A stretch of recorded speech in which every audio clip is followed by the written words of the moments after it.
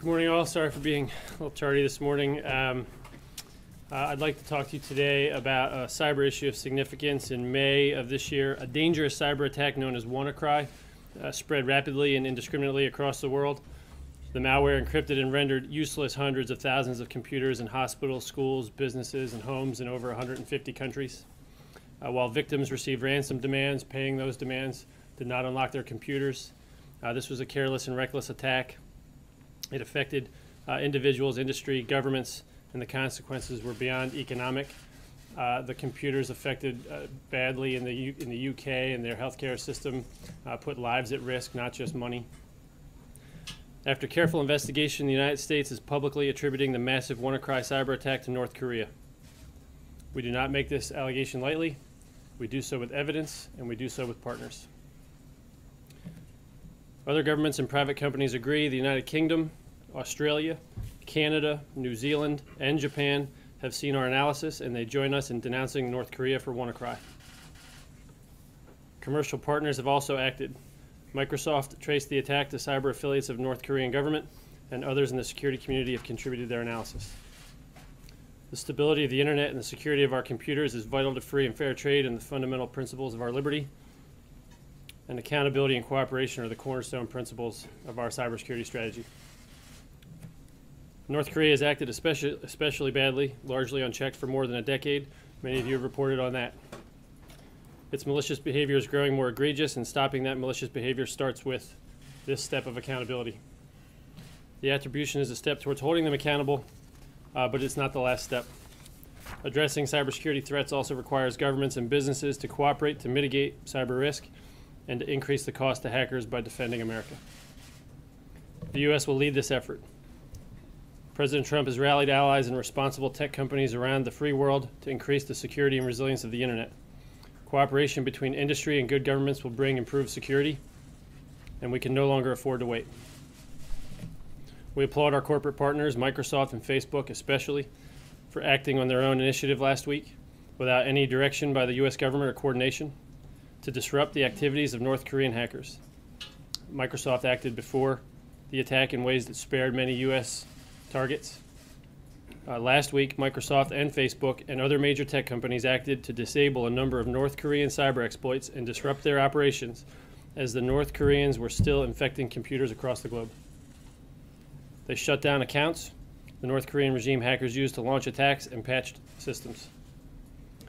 I'm extremely proud of the hard and dedicated work of the intelligence services and cybersecurity professionals, and I'm very happy today to have one of the finest with me. I'd like to introduce Jeanette Manfra, Assistant Secretary for Cybersecurity and Communications at DHS.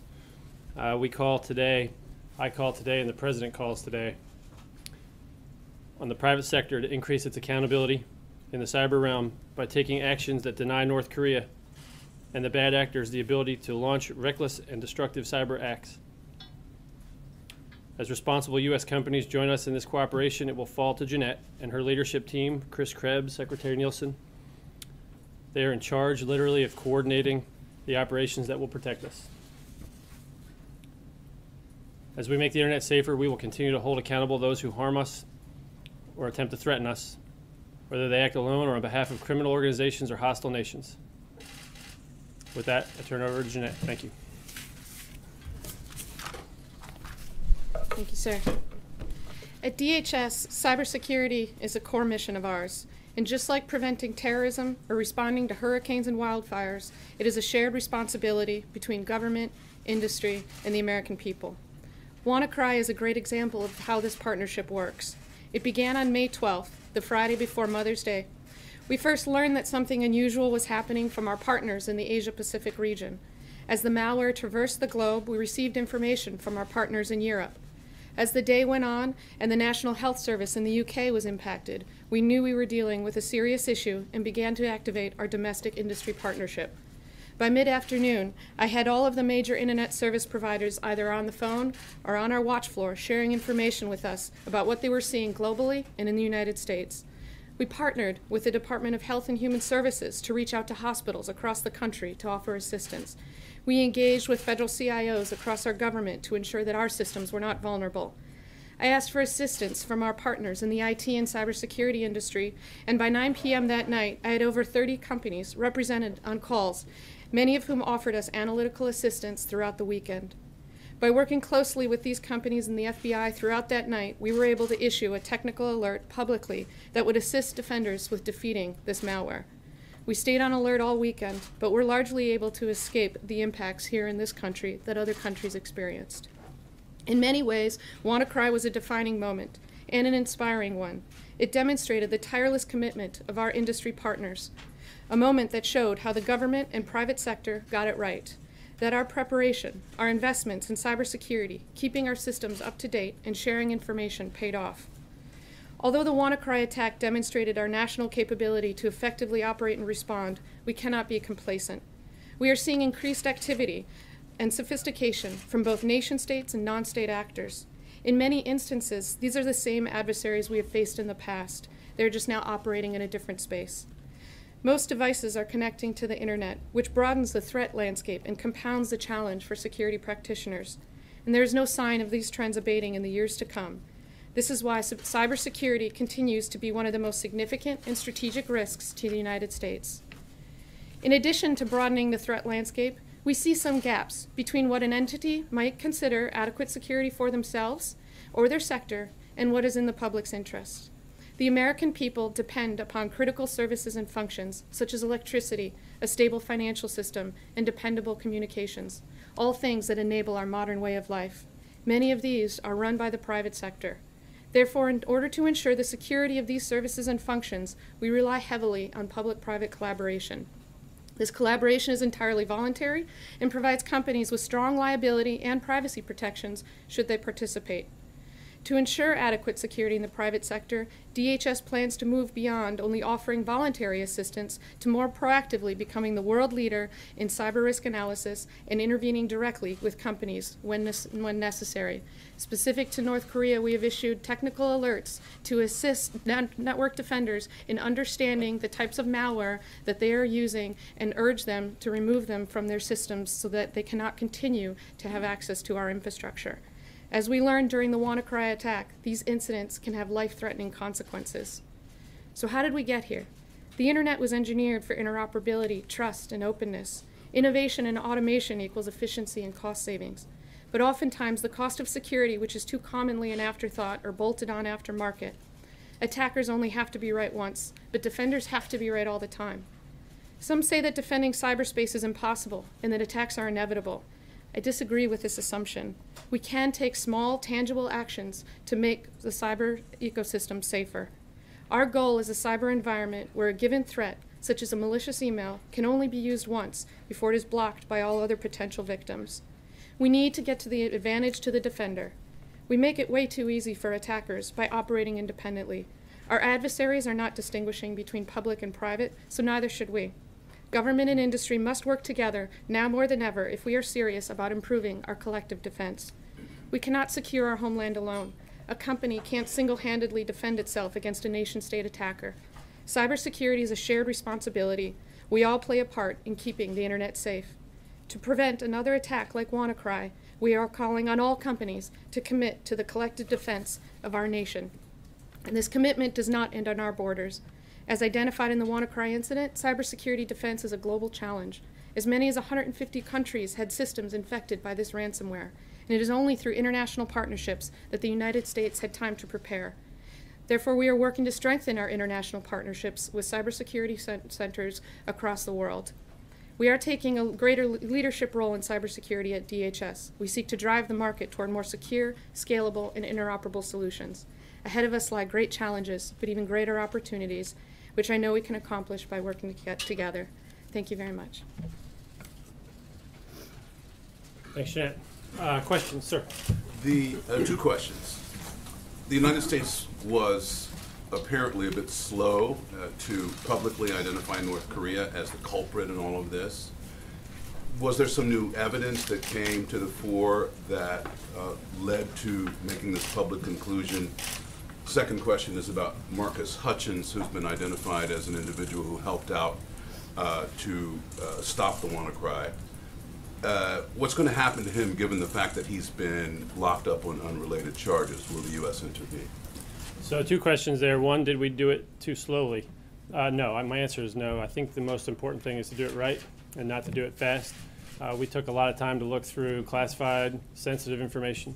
What we did was rely on, and some of it I can't share, unfortunately, technical links to previously identified North Korean cyber tools, tradecraft, operational infrastructure.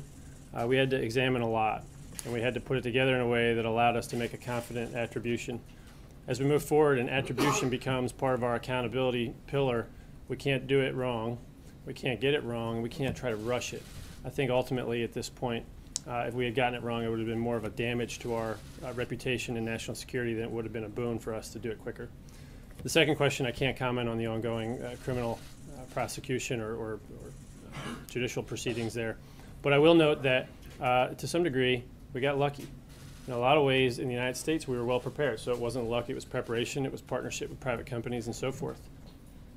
But we also had a programmer that was sophisticated, that noticed a glitch in the malware, a kill switch, and then acted to kill it. He took a risk, but it worked, and it caused a lot of benefit. So we'll give him that. Next time we're not going to get so lucky. So what we're calling on here today is an increased partnership and an increased rapidity and routine speed of sharing information so that we can prevent patient 0 from being patient 150. Sir, in the middle. Yeah, you said that cyber affiliates within the North Korean government were responsible for this. North Korea is a fairly reclusive country. How do you believe generally that their cyber operations and their hacking operations work? How does that all piece together in your mind from what you've been able to entail? And secondly, you talk about wanting the private sector to do more. What do you mean exactly? What do you want to see out of the private sector? Yeah. So the difficulty in attribution is often to figure out who was operating the keyboard and on whose behalf. And so those are the two biggest challenges. People operating keyboards all over the world on behalf of a North Korean actor can be launching from places that are not in North Korea. And so that's one of the challenges behind cyber attribution. We're comfortable in this case, though, that it was directed by the government of North Korea. We're also comfortable in saying that there were actors on their behalf, intermediaries carrying out this attack, and that they had carried out those types of attacks on behalf of the North Korean government in the past. And that was one of the tradecraft routines that allowed us to reach that conclusion. That said, how they operate is often a little mysterious. If we knew better with perfect knowledge, we would be able to address the North Korean problem with more clarity. And part of the larger strategy of increased pressure on North Koreans is to get them to change that behavior. I mean, my observation, they've got some smart programmers. It's a real shame that their government's leading them down the use of that in the wrong direction. If they have smart people there and a free government, they would be positive contributors to the world. I wish that their leadership and despots would get out of the way. So do you think they outsource the majority of these operations, or do you think this comes from within the actual borders and within the actual government of North Korea? Yeah, I don't think there's an outsourcing distinction here with the North Korean regime. I think that everything that happens in North Korea happens with and by the direction of their leadership. On the private sector, do you want to see them do private sector, what we're doing here is improving our own ability to work with them. So there's two halves to this. Remember that what they do is they report to us all the targeted attack vectors that they're seeing. We put it together and share it back out with everybody. So if you're receiving a phishing attack and you report it to us, we can notify the whole country to be on the lookout for that. So we want them to increase their sharing of information with us. And then as we move forward and become more sophisticated in this administration, we're going to ask them to look into sharing more technical information on how they're architected and where their exposure points are so that we can get a better strategic view of defending ourselves. Sure. Tom, the purpose of ransomware is to raise money. So do you have a sense now of exactly how much money the North Koreans raised as a result of this? And do you have any idea what they did with the money? Did it go to fund the nuclear program? Did it go just to the regime for its own benefit? Or where did that money go? Yeah, it's interesting, right? There's two conundrums here. First, we don't really know how much money they raised, but they didn't seem to architect it in the way that a smart ransomware architect would do so. They didn't want to get a lot of money out of this. If they did, they would have opened computers if you paid. Once word got out that paying didn't unlock your computer, the payment stopped. And so I think that in this case, this was a reckless attack, and it was meant to cause havoc and destruction. The money was an ancillary side benefit, and I don't think they got a lot of it. two things. First, Tom, what is the consequence for this? What is, I understand that we have to have a collective defense of our nations now. What is the consequence to North Korea for doing this? Well, at this point, North Korea has done everything wrong as a actor on the global stage that a country can do. And President Trump has used just about every lever you can use, short of starving the people of North Korea to death, to change their behavior. And so we don't have a lot of room left here to apply pressure to change their behavior. It's nevertheless important to call them out, to let them know that it's them and we know it's them. And I think at this point, some of the benefit that comes from this attribution is letting them know that we're going to move to stop their behavior. It also allows us to galvanize, back to the question previously, the private sector. In this case, the private sector also acted. Facebook took down accounts that stopped the operational execution of ongoing cyber attacks, and Microsoft acted to patch existing attacks, not just the WannaCry attack initially. So this is allowing us to call on all like-minded and good, responsible companies to stop supporting North Korean hackers, whether they're operating in North Korea or elsewhere. And it's secondarily an opportunity for us to call on the other countries in the region that were affected to mobilize them to stop that same behavior. Often North Koreans can travel outside of North Korea to hack, or they can rely on people outside the country with better access to the internet to carry out this malicious activity. And we need other countries, not just other companies, to work with us. So then to follow up on this, it seems like there's a different handling of different intelligence assessments. First on North Korea, there's an elaborate rollout here today where you're calling out North Korea by name for its cyber activities. But take Russia, for example, for interfering in the U.S. election. Why hasn't there been a similar rollout like this to call Russia out for its activities? I'm not sure this is all that elaborate, but I'll tell you that there was. I think President Obama called him out. And I think for what it's worth and underreported, President Trump not only continued the national emergency for cybersecurity, but he did so himself and sanctioned the Russians involved in the hacks of last year. And so, I think that was the appropriate act. I think he's continued that for another year, and we'll probably continue it for the year after that. Have all the sanctions been implemented? This was the continuation of the national emergency with respect to significant malicious cyber-enabled activities. President Trump continued that national emergency pursuant to the International Emergency Economic Powers Act to deal with the unusual and extraordinary threat to the national security, foreign policy, and economy of the United States. Now look, in addition, if that's not making people comfortable, this year we acted to remove Kaspersky from all of our federal networks. We did so because having a company that can report back information to the Russian government constituted a risk unacceptable to our federal networks. In a spirit of cooperation, which is the second pillar of our strategy, accountability being one, cooperation being the second, we've had providers, sellers, retail stores follow suit, and we've had other private companies and other foreign governments also follow suit with that action. I think we're leading to take bad actors, whether they be Russia, North Korea, at times China and Iran, off the internet, knocking them off their game. And I think today's about North Korea, but I welcome the question on Russia. I think we stand with a good record. Sir. Thanks, Tom. I have a follow-up on that and a separate question. The President has said, sort of casting doubt on the findings about Russian interference. He said, unless you catch the hackers in the act, it's very hard to know exactly who is behind it. Very true. Did the U.S. catch the North Koreans in the act on this? Yeah, that's the key here, right? So today took us a little while, but we did it in a thoughtful manner because we believe now we have the evidence to support this assertion. It's very difficult to do when you're looking for individual hackers or different groups. In this case, we found a concerted effort. Secondly, you mentioned earlier that North Korea has acted especially badly, and you said largely unchecked for the last decade. Now, there's been reporting that the U.S. has actually acted to combat North Korean interference. We've taken actions, reportedly against their nuclear facilities in terms of using our own capabilities.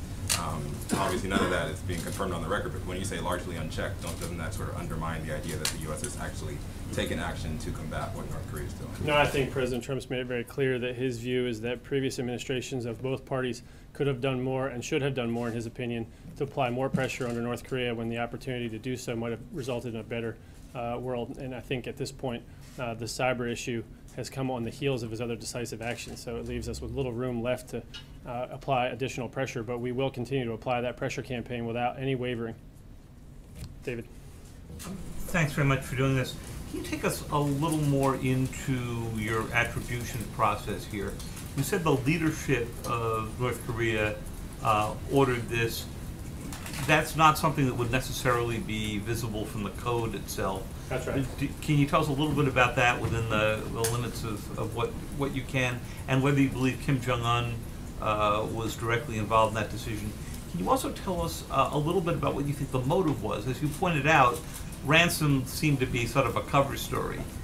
Chaos, you can see that, but that's not the usual North Korean MO. They usually have something that's a little more concentrated, and your map shows this is all over the place: Indonesia, Japan, places. Right. So tell us a little bit about that and how attribution got you to intent. Yeah, so let me go backwards on those, if you don't mind, address them in reverse order. One of the difficulties here of this assertion is that it is wanton and reckless. And it's also one of the most troubling attributes of what we've seen in WannaCry, and why it's so important for us to treat this one differently. The idea here, David, is that what discriminates on the map is not the intent of the attacker, but the quality of the defenses and security of the people that they sought to attack. So the targets in the United States were harder, thanks to people like Jeanette. So they were suffering less. People in Russia, people in China took this one badly. Some sectors in Great Britain took this one very badly, and so their computers weren't defended properly in this case, or at least in time. I shouldn't say properly. We're all struggling to keep up with this increasingly reckless behavior. So I disagree that they're looking to be more targeted and more sober in their calculus. I think at this point North Korea has demonstrated that they want to hold the entire world at risk, whether it be through a nuclear missile program or through wanton cyber attacks. Secondly, it's a little tradecraft to get to your second question. It's hard to find that smoking gun, but what we've done here is combined a series of behaviors. We've got analysts all over the world, but also deep and experienced analysts within our intelligence community that looked at not only the operational infrastructure, but also the tradecraft and the routine and the behaviors that we've seen demonstrated in past attacks. And so you have to apply some gumshoe work here, not just some code analysis. Had they not been able to take advantage of the vulnerabilities that got published on the Shadow Broker's website, do you think that would have made a significant difference in their ability to carry out the attack? Yeah, so I think what Dave is alluding to here is that vulnerabilities exist in software. They're not almost never designed on purpose. Software producers are making a product and they're selling it for a purpose. When we find vulnerabilities in the United States government, we generally identify them and tell the companies, and so they can patch them. In this particular case, I'm fairly proud of that process, so I'd like to elaborate. Under this president's leadership and under the leadership of Rob Joyce, who's serving as my deputy now and the cybersecurity coordinator, we've led the most transparent vulnerabilities equities process in the world. And what that means is the United States government finds vulnerabilities in software routinely, and then at a rate of almost 90% reveals those. They could be useful tools for us to then exploit for our own national security benefit. But instead, what we choose to do is share those back with the company so that they can patch and increase the collective defense of the country. It's not fair for us to keep those exploits while people sit vulnerable to those totalitarian regimes that are going to bring harm to them. So in this particular case, I'm proud of the VET program, and I'd go one step deeper for you. Those vulnerabilities that we do keep, we keep for very specific purposes so that we can increase our national security. And we use them for very specific purposes, only tailored to our perceived threats. I think that they're used very carefully. They need to be protected in such a way that we don't leak them out and so bad people can get them. That has happened, unfortunately, in the past. But one level even deeper. When we do use those vulnerabilities to develop exploits for the purpose of national security, for the classified work that we do, we sometimes find evidence of bad behavior. Sometimes it allows us to attribute bad actions. Other times it allows us to privately call, and we're doing this on a regular basis, and we're doing it better and in a more routine fashion as this administration advances. We're able to call targets that aren't subject to big rollouts. We're able to call companies, and we're able to say to them, we believe that you've been hacked. You need to take immediate action. It works well. We need to get better at doing that, and I think that allows us to save a lot of time and money. So that process is an equities balancing process. I think we've got it right, and I know the United States is by far head and shoulders above any other country in the world. Yeah.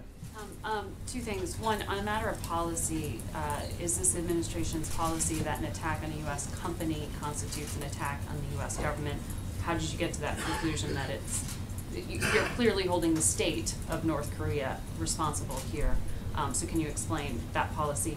And then on digital currency, I believe, I know you said not much money was raised off this, you don't think, but that seems to be sort of an open space, since that does appear to be how the hackers were seeking any compensation. Right. What are you doing on that front? Yeah, so any cryptocurrency might be difficult to track, so it's both a good and a positive innovation, but also a concern, as we hope it doesn't end up being used for illicit behavior. In this particular case, our assumption on them not raising a lot of money comes from our belief that the hackers hit targets that then reported to us what they did about it. The targets seems to have reported to us, by and large, that they mostly didn't pay.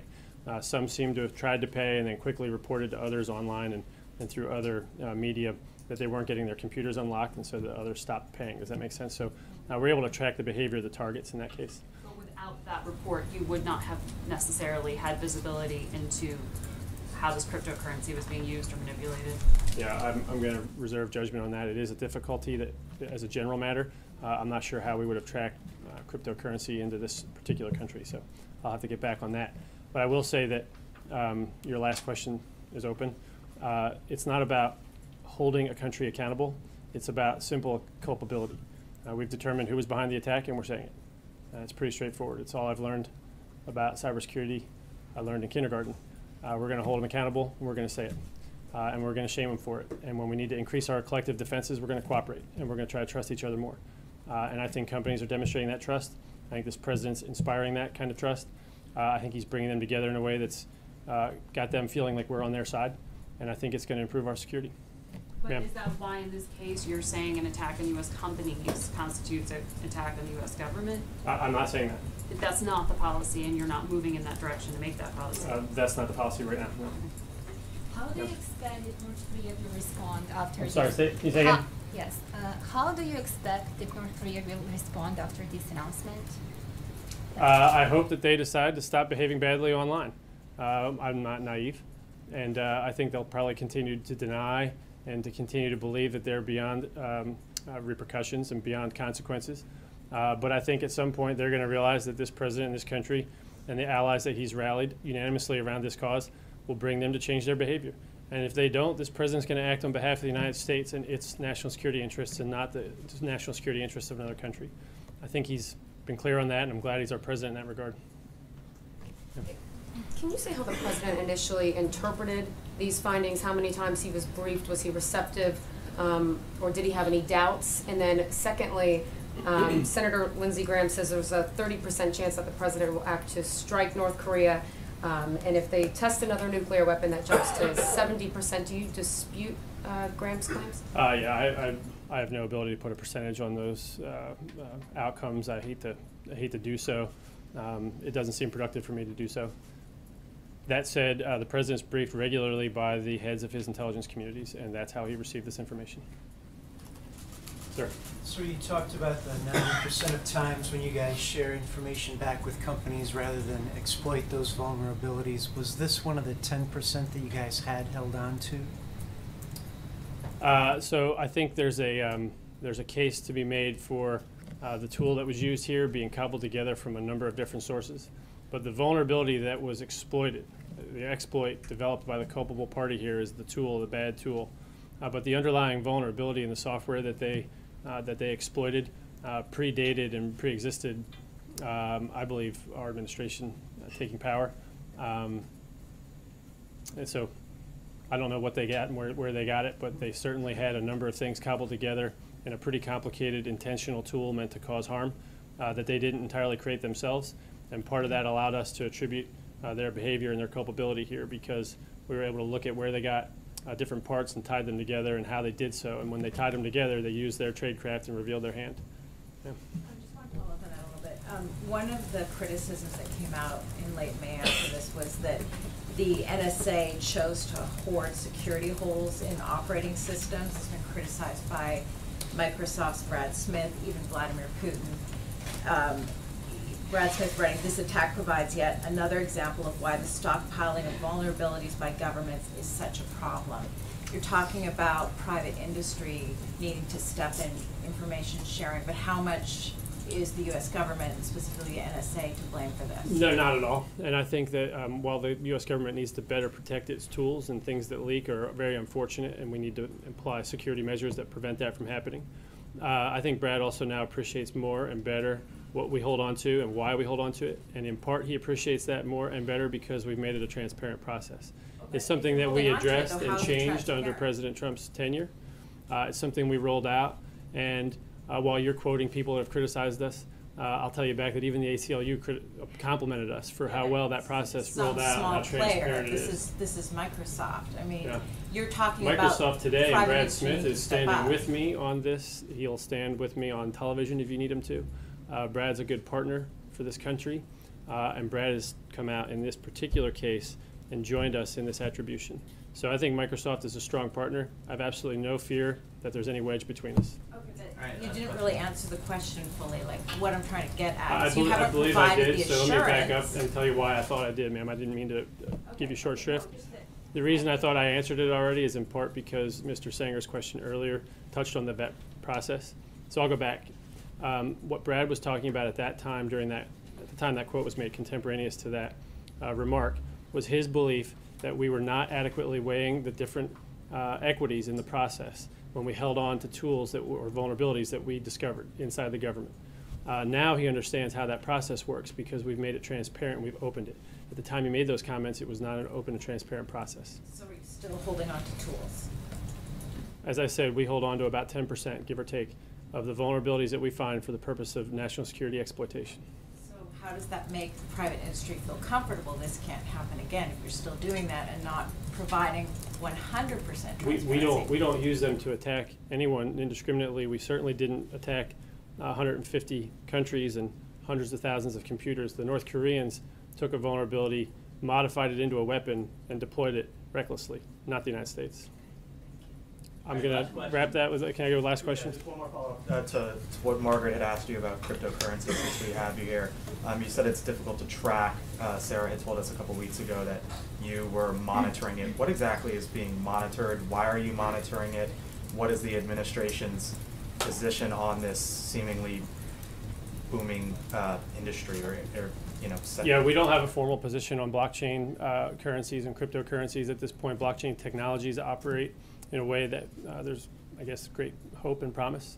They also have some, they also present some security risk and concern for us. And so I think what Sarah meant to tell you is that I track and monitor this very closely from a security perspective because, among other things, I'm not only advising on cyber policy but also on counterterrorism policy. And so what we want to make sure is that blockchain cryptocurrencies aren't being used to support illicit behaviors in a way that we can't discover. But we have other people in the administration equally following it for the promise it provides economically and from a trade perspective. So we don't have any negative or positive view on it right now, but we have to monitor it closely as this new technology is becoming quite, I guess, expensive. Lucrative. Does it need regulation? Not prepared to say that now. Thank you.